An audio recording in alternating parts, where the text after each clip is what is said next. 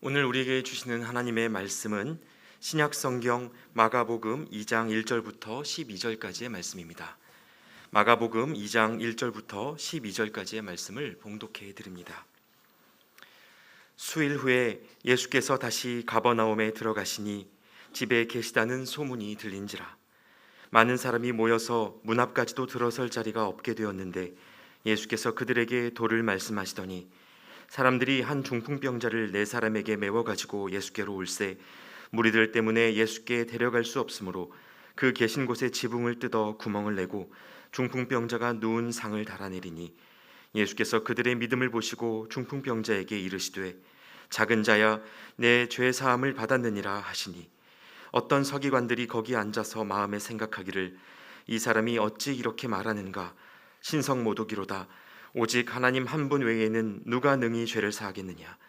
그들이 속으로 이렇게 생각하는 줄을 예수께서 곧 중심에 아시고 이르시되 어찌하여 이것을 마음에 생각하느냐. 중풍병자에게 내 죄사함을 받았느니라 하는 말과 일어나 내 상을 가지고 걸어가라 하는 말 중에서 어느 것이 쉽겠느냐.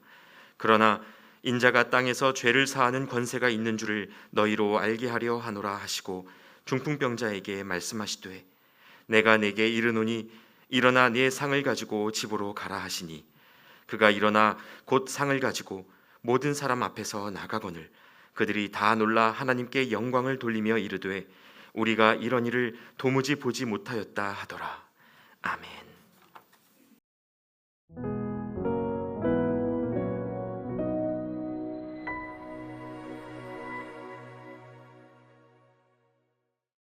가버나움에 오신 여러분들을 진심으로 환영합니다. 위로의 마을 공동체라는 이 말이 저는 참 좋습니다. 그래서 올해 들어서 매년 매번 설교 때 이 인사를 드리고 있는데 반복해서 계속해서 여러분들에게 말씀드리고 싶습니다. 이 위로의 마을 공동체에서 하나님의 말씀, 하나님의 마음으로 세상이 줄 수 없는 그 위로를, 참된 위로를 여러분들이 잘 받고 누리셨으면 좋겠습니다. 드디어 야외에서 마스크 착용 의무가 완화되었습니다. 찾아보니 566일 만에 이렇게 좀 완화되었다고 이야기를 들었는데 체감으로는 1년 7개월이 아니라 5년이나 10년 정도 만에 조금 편안해지는 듯한 느낌이 들기도 합니다. 제가 실제로 야외에서 마스크를 벗고 자유롭게 다니는 사람이 얼마나 되는지 이번 주에 한번 이렇게 살펴보았는데 저희 사무실이 광화문에 있어서 이 광화문에 유동인구들이 많고 직장인들이 많아서 사람들이 많았음에도 불구하고 이 마스크를 벗고 편하게 다니는 분들이 정말 없더라고요. 아직은 좀 조심스럽고 또 이렇게 불편하더라도 코로나가 끝나지 않은 상황이어서 조심스러운 모습들을 보게 되었습니다. 그러면서 동시에 코로나 팬데믹으로 인해서 사회에 많은 것들이 바뀌게 되었는데 우리 신앙, 교회 생활은 코로나가 마무리되면 어떻게 바뀔까 하는 생각을 해보게 되었습니다. 지난주 높은 뜰에서 있었던 이 교육부 연합 예배가 떠오르기도 하고 또한 여전히 온라인으로 화면 앞에서 예배드리는 모습이 떠오르기도 하였습니다. 코로나 팬데믹으로 인해서 개인적인 신앙생활이 강조되었고 또 비대면 신앙생활이 필수적이었던 상황에서 우리 신앙과 교회 공동체는 과연 예전 모습을 찾을 수 있을까? 또는 예전 모습으로 돌아가야 하는 것일까? 그러면 이상적인 신앙생활의 모습은 어떤 것일까? 하는 생각을 해보게 되었습니다. 여러분들은 어떻게 생각하십니까? 오늘 예수님께서 믿음과 공동체의 관계를 어떻게 생각하시는지 한번 살펴보고 우리에게 적용해 보았으면 좋겠다라는 생각이 들었습니다. 오늘 본문은 우리가 많이 들어서 익숙하고 뻔한 이야기 같지만 말씀을 좀 더 자세히 살펴보면 뭔가 조금 독특하고 깊은 뜻이 담겨 있는 말씀입니다. 그럼 차근차근 오늘 본문을 살펴보겠습니다. 예수님의 사역이 시작되고 많은 기적과 치유의 역사가 일어나자 예수님에 대한 소문이 이 갈릴리 지역으로 퍼지게 되었고 가버나움도 예외는 아니었는데 많은 사람들이 예수님께서 계신 집으로 몰려와서 그곳에서 말씀을 듣고 기적과 치유를 바라게 되었습니다. 사람이 어찌나 많이 모여들었는지 본문을 보면 집안은커녕 문 앞까지도 들어설 자리가 없었을 정도다라고 이야기하고 있습니다. 제가 2절 말씀을 읽어드리겠습니다. 많은 사람이 모여서 문 앞까지도 들어설 자리가 없게 되었는데 예수께서 그들에게 도를 말씀하시더니, 그러니까 이런 상황에서 한 중풍병자를 메고 온 사람들이 있었습니다. 그들은 중풍병자를 메고 예수님 앞으로 나와왔는데 많은 군중들 때문에 예수님을 만날 수 없었습니다. 그랬더니 어떻게 했죠? 이들이 지붕으로 올라가서 이 지붕을 뜯고 이 침상을 내려서 예수님을 만나게 되었습니다. 오늘 말씀은 이러한 사실 몇 가지만을 나열하고 있습니다. 예를 들어서 중풍병자의 믿음이라든지 이 침상을 맨 사람들의 믿음이라든지 그들의 배경이나 동기들은 전혀 설명하고 있지 않습니다. 하지만 성경에 쓰인 몇 가지 사실만 보더라 하더라도 우리는 그들이 가지고 있는 믿음과 태도를 유추할 수 있습니다. 먼저 이들은 예수님께서 중풍병자를 반드시 치유해 주실 것이라는 것을 믿는 믿음이 있었습니다. 그렇지 않았다면 아마도 아픈 환자를 데리고 이렇게 사람이 많은 곳에 나타나지 않았을 것이고, 또 말씀을 전하시는 곳에 지붕을 뜯어서 이 흙먼지를 떨어뜨리고 설교를 중단시키는 무례를 범하면서까지 이런 일을 하지는 않았을 것 같습니다. 또한 그들은 이 일을 기어코 진행하고자 하는 의지가 있었습니다.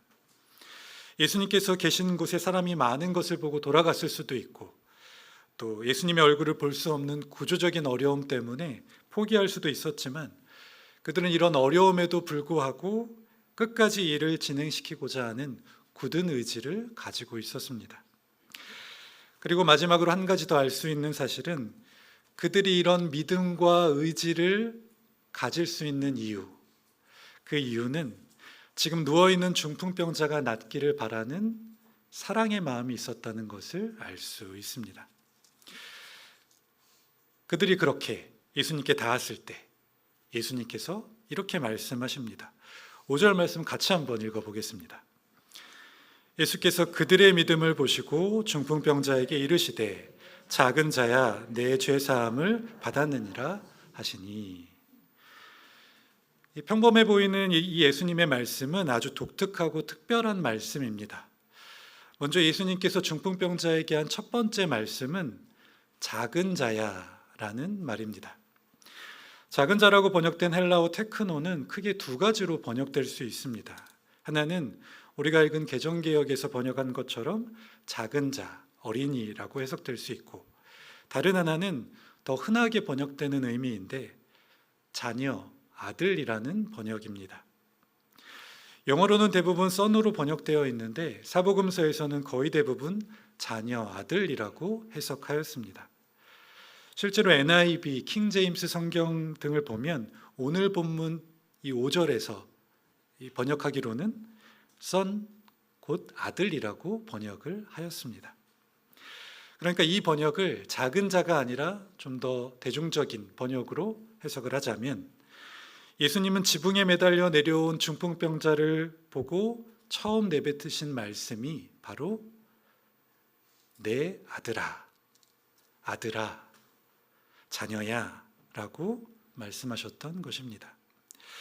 예수님은 자신을 만나기 전까지, 그리고 자신을 만나기 위해 온갖 고난과 고통을 겪은 그 중풍병자에게 아들아 라고 말씀하시면서 그를 가족 삼아 주신 것입니다. 예수님은 그를 아들아라고 부르신 후에 또 이렇게 말씀하셨습니다. 내 죄사함을 받았느니라. 내 죄사함을 받았느니라. 얼핏 들으면 예수님의 이 말씀은 지금 이 상황이 조금 어울려 보이지 않을 수도 있습니다. 죄가 질병의 근본적인 원인일 수는 있지만 병고침을 받으러 온 사람에게 죄사함을 받았다라고 이야기하기보다는 내 병이 나을 것이다, 내가 치유받을 것이다, 지금 당장 일어나라 등의 치유와 회복의 선포가 더 어울려 보이기 때문입니다. 무엇보다 예수님의 이 조금 엉뚱한 말씀 때문에 이 서기관들이 분노하게 되었고 예수님과 대립각을 세우게 되었습니다. 사실 우리는 죄사함을 받았다라는 이 말이 조금 익숙하고 성경에서 많이 본 것 같지만 사실 예수님께서도 사복음서를 통해서 이 사건을 제외하면 단 한 곳 향유 부은 여인에게만 죄사함을 받았다라고 말씀하셨습니다. 그만큼 이 말씀은 독특하고 중요한 의미를 가지고 있는 말씀인데 예수님께서는 오늘 이곳 중풍병자에게 이 말씀을 하신 것입니다. 그러면 예수님께서 굳이 논란을 일으키시면서까지 죄의 사함을 받았느니라 라고 말씀하신 이유가 무엇일까요? 예수님께서는 이 사건을 통해 죄의 사함의 권세가 있는 하나님의 아들 메시아가 바로 자신임을 선포하고 계십니다.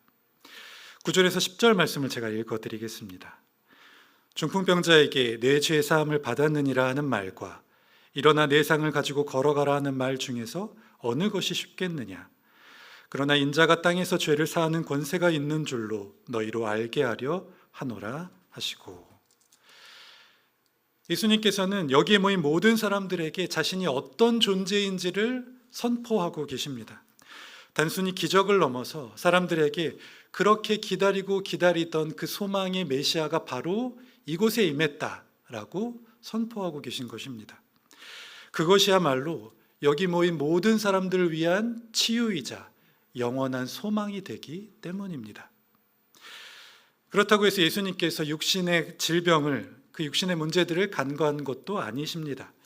약속대로 이 땅에 오신 메시아를 믿는 자들에게 예수님께서는 다시 한번 선포하십니다. 11절 말씀을 제가 읽어드리겠습니다.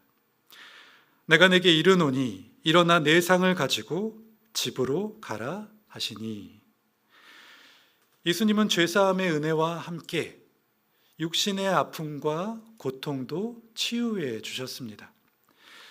이렇듯 죄사함의 선포는 치유의 행위보다 훨씬 더 중요한 것이고, 또한 이를 믿는 자들은 죄사함뿐만 아니라 육신의 문제도 해결함을 받았다라고 이야기하고 있습니다. 제가 이 본문을 묵상하면서 우리 모두가 이 세상에 사는 중풍병자와 같다는 생각을 해보게 되었습니다.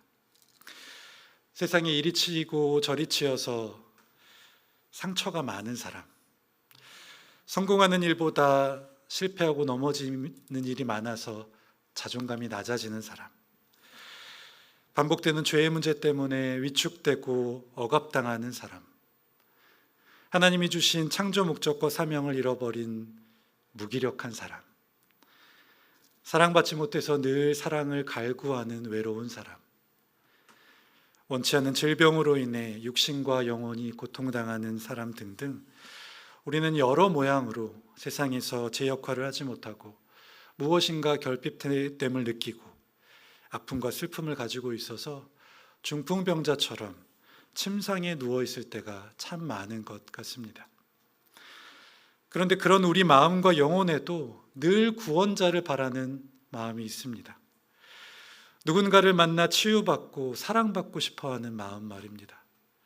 변화되어 새로운 삶을 살게 될 것이라 꿈꾸는 사람들이 지금 이 시대를 살고 있는 중풍병자와 같은 우리가 아닐까라는 생각을 해보았습니다. 그런데 그 중풍병자와 같은 우리에게 오늘 예수님께서 말씀하십니다. 아들아, 딸아, 나는 너를 내 가족으로 삼겠다. 너는 내 가족이다. 라고 말씀하십니다. 예수님께서는 우리의 가족 부모님 되어주셔서 꼼짝 못하는 우리에게, 여러 모양의 아픔과 슬픔을 가지고 있는 우리에게 언제나 함께 하시고 내가 너를 지키겠다 말씀하십니다. 우리가 그것 말고 더 바랄 것이 있습니까? 가족 되신 주님께서 함께 해주시는 것만으로도, 부모님 되신 주님께서 우리를 품 안에 안아주시는 것만으로도 우리의 많은 문제들과 아픔들이 사라집니다. 더 이상 외롭지 않고, 그리고 더 이상 절망하지 않을 수 있기 때문입니다. 또한 예수님은 우리를 가족 삼아 주실 뿐만 아니라 우리를 온전히 치유하시고 우리에게 소망을 주시는 분이십니다. 죄로 인해 밉게도 망가져 있는 우리를, 죽음과 어둠에 있던 우리를 예수님께서 새롭게 하시고 우리를 건져 주십니다. 죄 사함을 받으라, 죄 사함을 받으라. 이 말씀은 우리의 근본적인 문제를 해결해 주시려고 오신 메시아 예수 그리스도의 선포입니다. 이 선포와 소망을 믿는 자에게 예수님은 죄 사함과 함께 육신의 문제들도 모두 해결해 주셨습니다. 우리 아버지 되신 주님은 이 땅에서 소망을 갖고 살 수 있도록 우리에게 희망을 주시고 우리에게 필요한 모든 것들을 채워주시는 분이십니다. 중풍병자가 그랬듯이 우리도 예수님을 만나면 하나님의 나라가 열립니다. 주님이 가족 되시고 그 관계 안에서 우리가 죄사함을 받고 소망을 가지고 살아갈 수 있습니다. 그렇게 힘들고 험하고 아프고 두려웠던 세상이 변하여서 생명과 소망이 있어 살만한, 아니 살아가고 싶은 세상, 하나님 나라가 임하는 것입니다. 그런데 오늘 본문은 또 한 가지 중요한 이야기를 하고 있습니다.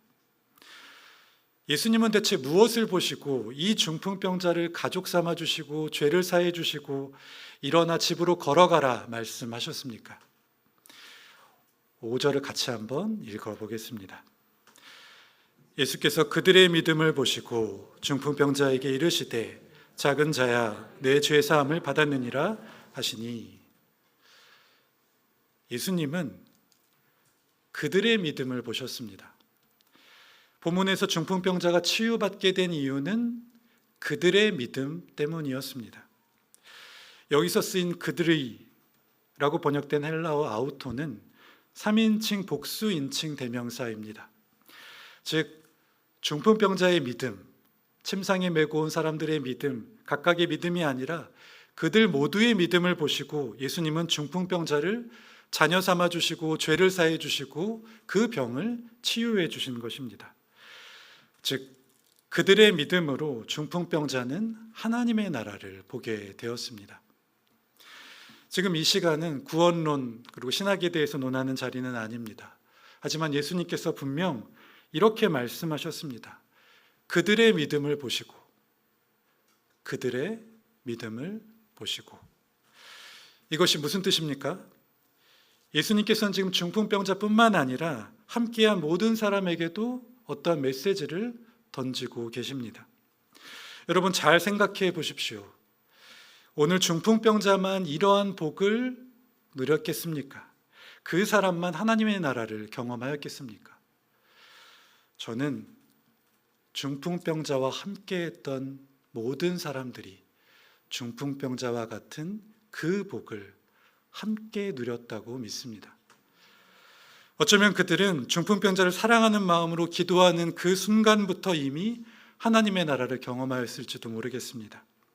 마음을 같이하여 하나님께 기도할 때 하나님께서 그 공동체에 임하셨을 것입니다. 예수님이 계시던 곳에 힘들어도 돌파구를 찾아 그 지붕으로 올라갈 때에 하나님께서 그들의 발과 다리가 되어주셨을 것입니다. 예수님께서 중풍병자에게 아들아 라고 이야기하셨을 때 그들도 함께 하나님의 자녀가 되는 복을 누리게 되었을 것입니다.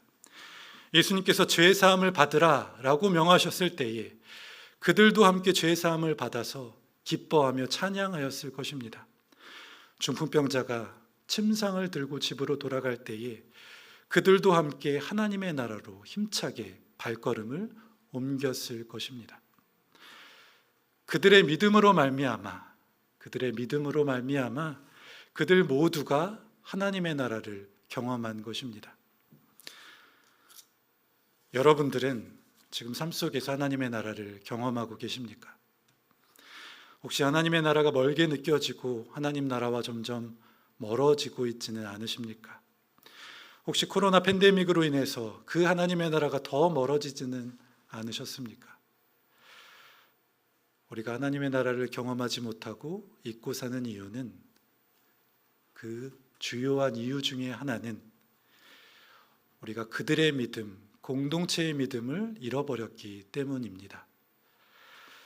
예수님의 이 말씀은 현대사회를 살고 있는 개인주의적인 신앙생활을 갖고 있는 우리에게 전혀 다른 메시지를 던져줍니다. 우리는 언젠가부터 내가 개인적으로 교회에 빠지지 않고 예배를 잘 드리고 가정과 직장에서 노력하면서 스스로의 신앙을 잘 지키면 그것이 좋은 바른 신앙생활이라 생각하게 되었습니다. 죄송하지만 이러한 신앙생활은 반쪽짜리 신앙생활입니다. 왜냐하면 하나님의 나라는 철저히 공동체적이기 때문입니다. 성경은 누구 한 개인이 하나님의 나라를 누리고 하나님 나라에 들어가는 것을 강조하지 않습니다. 오히려 대부분 하나님 나라 백성들, 공동체에 대한 이야기입니다.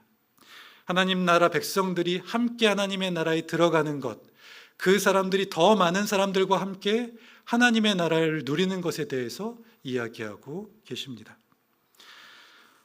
목사님, 그래도 구원은 내가 복음을 듣고 내가 신앙 고백을 하고 내가 신앙생활을 잘해서 구원받는 거 아닙니까? 라고 이야기하실지도 모르겠습니다. 한 번 더 죄송하지만 그 말도 반은 맞고 반은 틀린 말입니다. 내가 들은 이 복음을 누가 전해 주었습니까? 믿음의 공동체가 수천 년을 견디어서 다음 공동체에게 전해준 말씀, 복음, 그리고 성경입니다. 신앙 고백도 마찬가지입니다. 신앙 고백은 내가 혼자 하나님 앞에서 하는 것이 아닙니다. 하나님 앞과 동시에 공동체 앞에서 성도가 되겠다고 고백하는 것이 바로 신앙 고백입니다. 또한 신앙생활을 혼자 할 수 있다는 것도 아주 큰 교만입니다. 내가 건강하고 바르게 서 있을 때에야 그것이 가능하겠지만 내가 시험에 들고 질병으로 무너지고 죄에 빠져 있을 때에도 그때도 나를 의지할 수 있겠습니까? 하나님께서는 이런 인간의 약함을 아시고 교회라는 의지할 수 있는 믿음의 공동체를 허락하셨습니다. 혹시 내가 힘들고 넘어져도 하나님께서 내 믿음이 아니라 공동체의 믿음을 보시고 우리에게 힘과 용기를 주십니다. 내가 기도하지 못해도, 기도할 수 없어도 공동체의 기도를 들으시고 하나님께서 기도에 응답하십니다. 하나님께서는 그들의 믿음, 공동체의 믿음을 보시고 다시 한번 우리의 손을 잡아주시고 살아나갈 힘을 주시는 것입니다.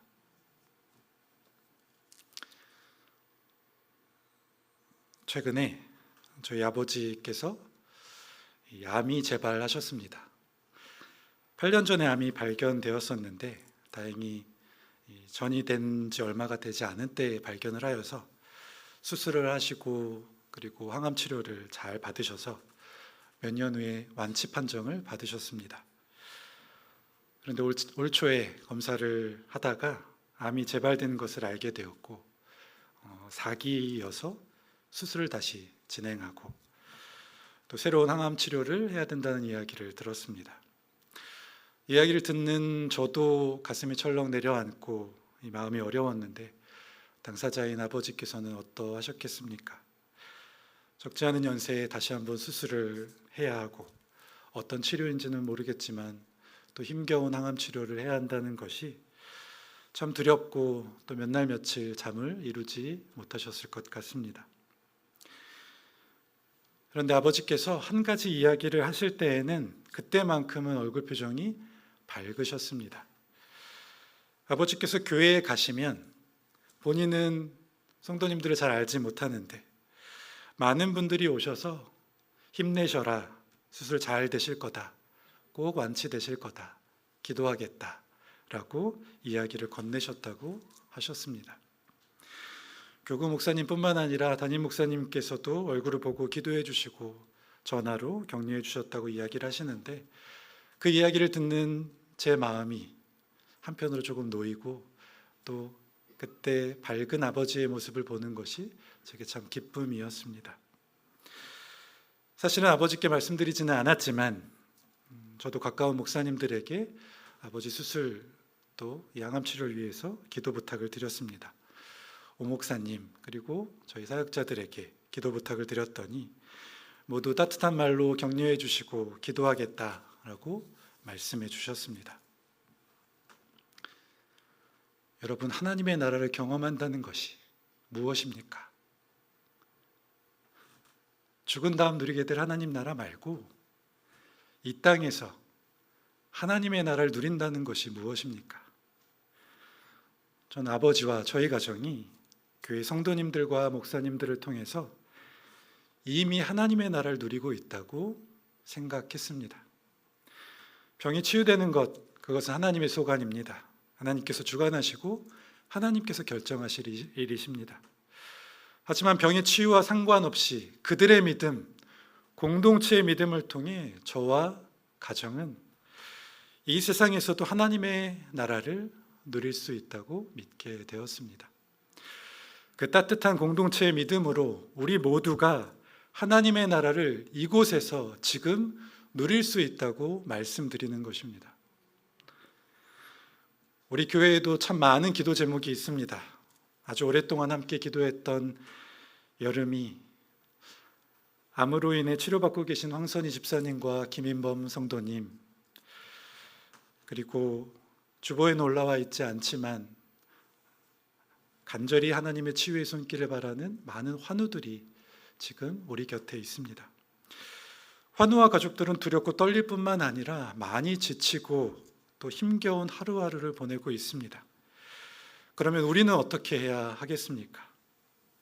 이제 우리가 함께 기도해야 합니다. 하나님께 그들의 믿음, 우리 공동체의 믿음을 보여줄 차례입니다. 공동체가 함께 사랑의 마음으로 하나님께 나아갈 때에 그 기도 대상자뿐만 아니라 우리도 함께 하나님의 나라를 누리고 경험할 수 있게 됩니다. 그렇게 하나님의 나라가 이 땅에 임하게 되는 것입니다. 한 가지 더 부탁드리기는, 중보기도뿐만 아니라 우리 공동체는 함께 말씀을 살아내는 연습, 그리고 그것을 실천하는 공동체가 되었으면 좋겠습니다.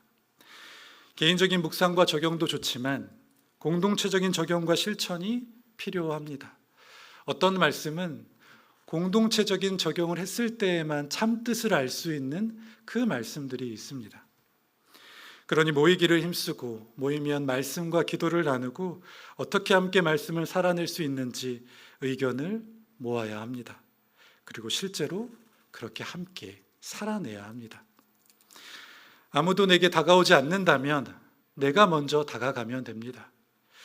저 사람과는 죽어도 함께하기 싫고 저 사람이 천국 가면 나는 천국 가지 않겠다라고 미운 사람들이 있을지라도 예수님을 중심으로 모여서 함께 하다 보면 그 사랑을 사랑하지는 못할지라도 그 사람을 이해하는 폭이 조금씩 넓어지게 될 것입니다.